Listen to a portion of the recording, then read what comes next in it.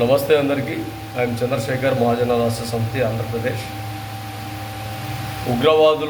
ఉగ్రదాడులను కేంద్ర ప్రభుత్వం పూర్తిగా అరికట్టే విధంగా చొరవ తీసుకోవాలి. దాదాపు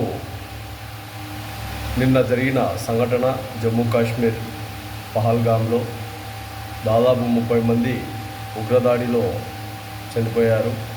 వారిలో కొంతమంది విదేశీయులు కూడా ఉన్నారు. కాబట్టి ఖచ్చితంగా కేంద్ర ప్రభుత్వం ఒక కఠినమైన నిర్ణయాలు తీసుకోకపోతే చాలా వరకు ప్రజలు ఇబ్బందులు గురయ్యే ప్రమాదం ఉంది.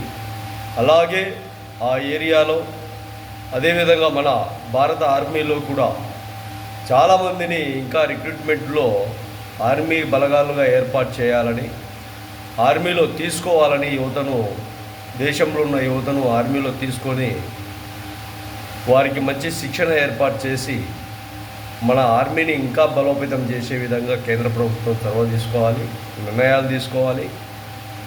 కఠినమైన నిర్ణయాలు తీసుకోకపోతే రాబోయే కాల భవిష్యత్తు ఇంకా చాలా వరకు ఇబ్బందులు గురయ్యే ప్రమాదం ఉంది. కాబట్టి కేంద్ర ప్రభుత్వం, మోడీ గారు, ప్రధానమంత్రి గారు, అదేవిధంగా రాష్ట్రపతి గారు, అదేవిధంగా హోంశాఖ వారు అందరూ కూడా ఒక బలమైన నిర్ణయాన్ని తీసుకోండి. మాటికి చీటికి మాటికి వేరే వ్యక్తులు మన దేశం పైన, మన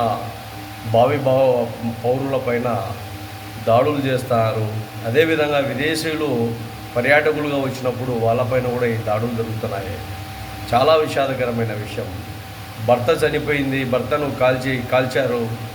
ఆమె భర్త దగ్గరే నిలబడిపోయింది, కూర్చున్నది. ఎంతో చాలా బాధాకరమైన విషయం ఈ విషయంలో. కాబట్టి వాళ్ళందరికీ కూడా మహాజన రాష్ట్ర సమితి ఒక నివాళులు తెలియజేస్తున్నాం.